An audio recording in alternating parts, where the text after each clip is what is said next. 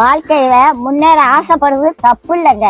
எதையாவது பண்ணி எப்படியாவது முன்னேறிடணும் அப்படின்னு நினைக்க கூடாது. அப்படி நினைச்சா ஏதாவது சிக்கல்ல மாட்டிக்கிடுவோம். கடவுள் உங்களை ஏத்த வேலையில உயர்த்த வருங்க. சில பேரு எப்படியாவது காசு பணத்தை சம்பாரிச்சிடணும், அப்பதான் வயசான காலத்துல நிம்மதியா உட்கார்ந்து சாப்பிடலாம்னு நினைப்பாங்க.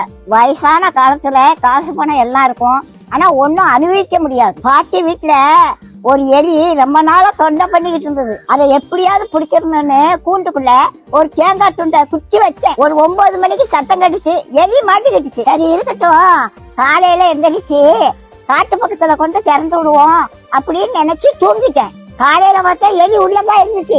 ஆனா அந்த தேங்காய் துண்டை அதை நக்கி கூட பார்க்கலங்க. எப்படி வச்சானோ அது அப்படியே இருந்துச்சு. ராத்திரி முழுவதும் உள்ளதான் இருந்துச்சு. அந்த தேங்காய் துண்டை திங்கலாம்ல, அதுக்கு மரண பயம் வந்துட்டு அதனால தேங்காய் துண்டை திங்கிறதுக்கு மனசு வரல. அதுக்கு தேங்காய் துண்டை விட நம்ம உயிர் பிழைச்சா போதும்னு அது இருந்துச்சு.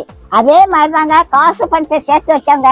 கடைசி காலத்துல ஒன்னையும் அனுபவிக்க மாட்டாங்க. லட்டை பார்த்த உடனே வாயில எச்சி ஊறும், ஆனா டாக்டர் சொன்னது ஞாபகத்துக்கு வரும், லட்டை தின்றாத சுகர் ஏறி போயிரும் அப்படின்னு சொல்லியிருக்காங்க. ஆசைப்பட்ட ஒரு லட்டை திங்க முடியல, காசு பணம் இருந்து என்ன செய்ய? கடவுளோட ஆசீர்வாதம் இருந்துச்சுன்னா கடைசி வரைக்கும் நல்லா சாப்பிடலாங்க.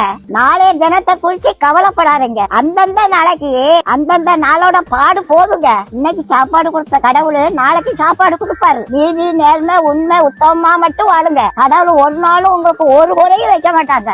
நம்ம எப்படி சம்பாதிக்கோங்கிறத கடவுள் பாத்துக்கிட்டே இருக்காருங்க.